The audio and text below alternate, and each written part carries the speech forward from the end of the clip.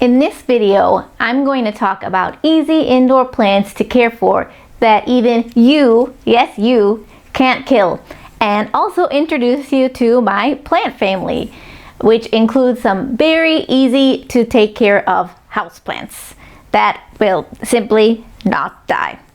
So who am I? I'm Kristen. I'm a certified feng shui consultant, and intentional decorating is my thing. I show people the powerful relationship between their mind and their living space, and plants are a really wonderful part of that relationship. So why do we want to keep houseplants? If you're already watching this video, you probably already have an idea that's something you want to do, so I'm not going to talk about it too much, but they do bring a very good balance of energy into our homes. And I'm going to talk more about elements and balance of energies in another video. So we're just gonna dive right into the topic. Well, first off, why do you think that you are going to kill houseplants, that you are a houseplant killer? I've had so many friends come up to me and tell me, Kristen, I would love to have houseplants. I know you have tons of houseplants, but it's just not for me. I can't do it. Well, I used to be that person too. I could not keep any plants alive, even cactuses, succulents, even really easy plants. I just couldn't do it. One time I sprung for, this was basically the last straw, I sprung for expensive bonsai. It was so beautiful, and I thought, you know, this is a tree. How can I kill this tree? And I was really heartbroken when a couple of months later, it suddenly gave up all of its little beautiful leaves and died. That was really the last straw for me, because I thought, okay, I'm gonna give up. Obviously I can't keep these alive, so I'm going to not buy any more houseplants. And that happened for a couple years until I slowly decided, okay, I want to have more living things in my home. How can I start to get more confidence in being able to keep plants? Mindset is a really big part of this. You know, if you say you're going to kill plants, you're gonna kill plants. Those plants are already dead as soon as you bring them home. Just take a moment for yourself, think, okay, what's my real attitude? You know, do I really believe that I can do this? And just start really small. This collection I built up over many years.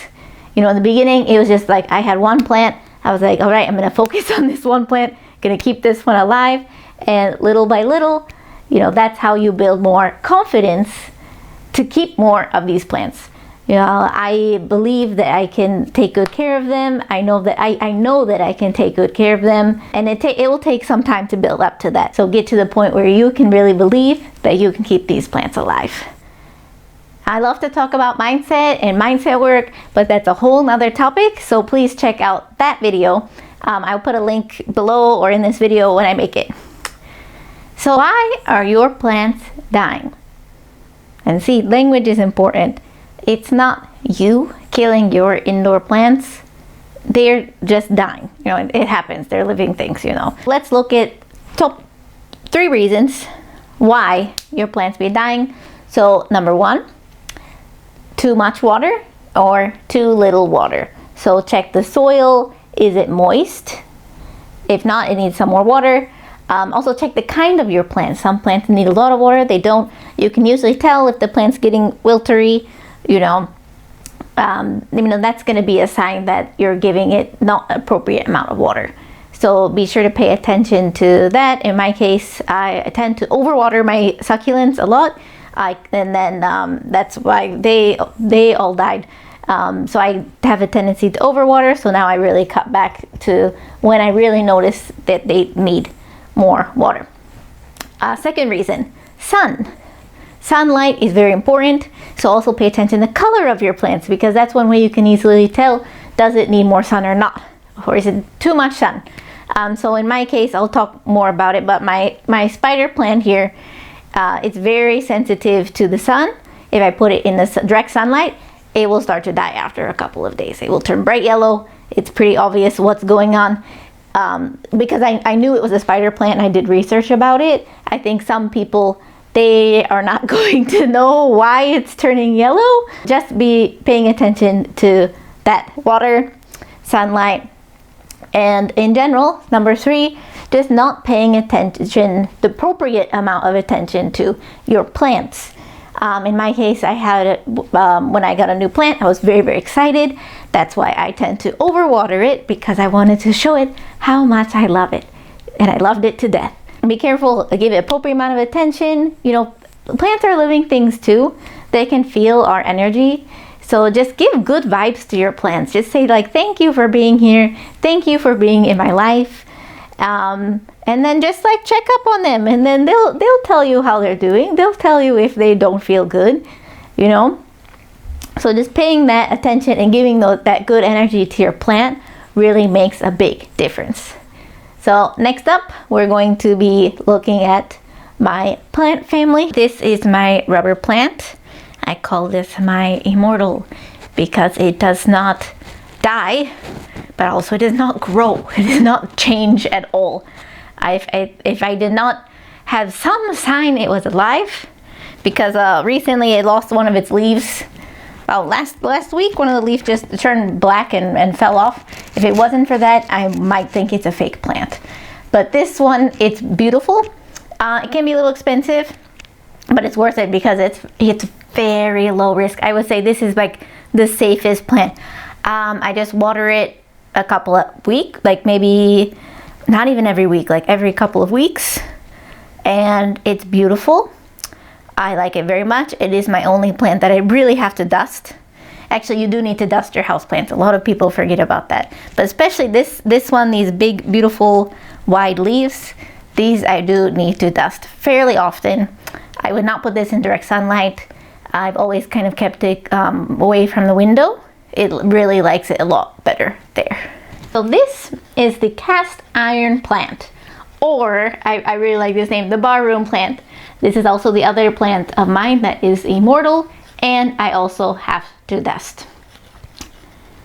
This plant I've had for many, many years. There hasn't not been a lot of new growth. I've just had, you can see there's some little new leaves near the bottom. It has not changed much since the time I've had it, but it's a very just beautiful plant. I keep it in the corner of my room, and it just adds a really nice aspect to there. So this is also one I would definitely recommend. I don't water it very often, maybe once every couple of weeks. And this is a very, very easy plant to take care of. Again, I put it close to the window before. It really didn't like that. Just keep it inside, away from the window, so it doesn't get any direct sunlight. And it's a very easy one to take care of. Next is the infamous spider plant. So this is very popular as a plant that you can keep for a long time. It does not die. It does not have many needs, but I found it really does not like sun. The only time this plant had almost died is because I hung it next to the window for a few days and it started to turn yellow, and it really did not like that. This plant is very sturdy. You still water about once a week. It does not have many needs, and it is a very easy one to keep alive. But don't get too attached to that, because all of these plants I'm introducing to you, if you do end up killing them, it's also totally fine. So this is Dischidia oetha. It does not have a cool nickname, but it is a very cool plant. It's very sturdy. It has these very broad circular leaves that I really, really love. But the leaves are not too thick, but it is still a type of succulent. So technically this is the succulent that I keep alive. It also does not like too much sun, but it does love water. It loves moist places. And this is one of the plants that, along with my spider plant that I showed earlier, I occasionally hang in my bathroom when I take a bath. And what I like about this plant is also, if I forget about it, if I leave it in the bathroom for a couple of days, it is totally fine. This and the spider plant, they are really okay with being in the dark. I would not leave it there for a couple of, if it's there for like a week, it's gonna die. It might die. But I mean, for a couple of days, it's totally fine. Very sturdy plant. So this is the golden pothos, or more commonly known as devil's ivy. Apparently also has a nickname as money plant, but also many plants have the nickname money plant, so don't get too attached to that name. You can call it devil's ivy, that's fine. This plant I usually put next to my sink, but I also ironically tend to forget to water it sometimes, even though it's there. But this plant is also very sturdy. I've had it for a while. It does have a tendency to occasionally lose leaves. If it loses leaves, just pull the leaf off, it's fine. It doesn't mean that you're a horrible plant parent, it just happens. And we are saving the best for last. So this is the first plant that I bought after, as a part of this, okay, I'm gonna try to keep houseplants again, experiment. And this is an elephant ear, or as I like to call it, a night lily, because it's a beautiful, beautiful name. And I first came across this plant. I was doing some trips that summer that involved I went to Taiwan, and I found this plant outside, and I just loved its like giant leaves. And also I went to Okinawa, and they have a jungle there, and I also fell these leaves. And then by chance I went to my local convenience store, and what is outside, this little plant, I think it was about like this tall at that time, and they had a night lily at the convenience store, and I was like, this is definitely a sign. I'm gonna give this a shot. I want to keep this for myself. And so this thing has been with me for a while. I really love this plant. Actually, like I love to draw this plant. This has been a plant that I have, I have a picture of that I'll show. And some other plants. I do like to draw plants, so. But yeah, this plant, sometimes I put it near my desk. This one I have a very friendly rapport with, you know, because of the big leaves. You know, you just want to give it a high five. So like sometimes I'll be working and be like, yeah, I did a great job in that meeting, like good work, and then just give it a high five. Don't smack it. You're giving it a high five, so be a little. It's more like this. But yeah, I mean, it's great to just have these you can have emotional attachment to your plants. You don't need to be afraid of that. Have fun, be playful. You know, I mean, this is your home and this is your space. So, you know, make it who you are. You know, find yourself reflected in that space, and then just be yourself there. Be playful. So yeah, this is my plant family. Thank you so much for taking the time to watch this video.